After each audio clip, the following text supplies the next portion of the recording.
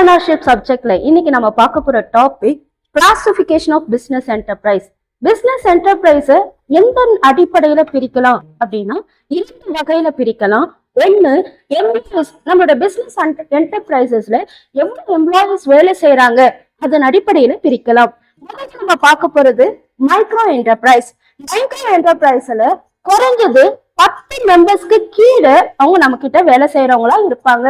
சரி, இது எதுல சாத்தியம் அப்படின்னா சின்ன சில்லறை கடைகள், டெய்லர் ஷாப், இது மாதிரி இதுதான் நம்ம மைக்ரோ என்டர்பிரைஸ் சொல்லுவோம். அடுத்த என்டர்பிரைஸ் என்ன அப்படின்னா ஸ்மால் என்டர்பிரைஸ். ஸ்மால் என்டர்பிரைஸ்க்குள்ள வேலை செய்யலாம் அப்படின்னு பாத்தீங்கன்னா 10 இருந்து 49 நபர்கள் வேலை செய்தாங்கன்னா அந்த என்டர்பிரைஸ் ஸ்மால் என்டர்பிரைஸ் சொல்லுவாங்க. இதுக்கு எடுத்துக்காட்டு ஒரு சிறிய உற்பத்தி பிரிவு.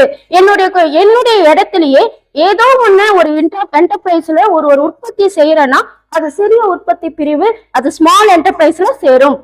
அடுத்த என்டர்பிரைஸ் மீடியம் என்டர்பிரைஸ், நடுத்தர நிறுவனம். இதுல வேலை செய்யக்கூடிய நபர்கள் 50 இருந்து 249 நபர்களா இருக்கலாம். இதற்கு எடுத்துக்காட்டு நான் இங்க உற்பத்தி பிரிவுன்னு சொல்லிட்டேன். என்னோட உற்பத்தி பிரிவை இன்னும் எலாபரேட் ஆக்கி இன்னும் பல இடத்துல பிரான்ச்சஸ் செட் பண்ணனா அது பேரு மண்டல உற்பத்தி பிரிவு. மண்டல உற்பத்தி பிரிவு எதன் அடியில வரும் அப்படின்னு பார்த்தா மீடியம் என்டர்பிரைஸ் கீழே வரும். அடுத்த என்டர்பிரைஸ் லார்ஜ் என்டர்பிரைஸ், பெரிய நிறுவனம். இதுல வேலை செய்யக்கூடிய நபர்கள் 250க்கு மேல இருப்பாங்க. இதற்கு எடுத்துக்காட்டு பெரிய அளவுல ஒரு தொழிற்சாலையை நான் நடத்துறேன் அப்படின்னு சொன்னா அது லார்ஜ் என்டர்பிரைஸ் கீழே வரும். இதுக்கு சர்வதேச நிறுவனமும் இதுல அடங்கும். இது classification of business enterprise based on size of employee.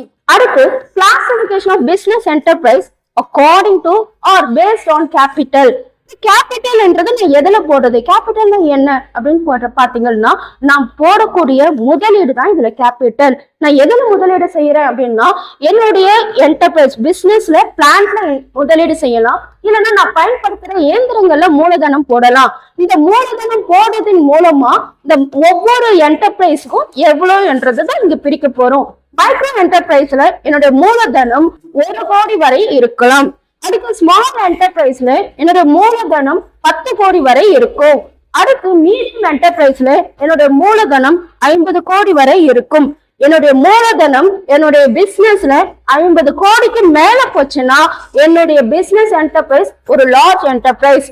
அப்ப நான் போடக்கூடிய மூலதனத்தின் மூலமாக எவ்வளவு பணத்தை நான் ஒரு மூலதனமா போடுறனோ அதன் அடிப்படையிலையும் என்னுடைய பிசினஸ் என்டர்பிரைஸ் இத்தனை வகைகளாக பிரிக்கலாம். தேங்க்யூ.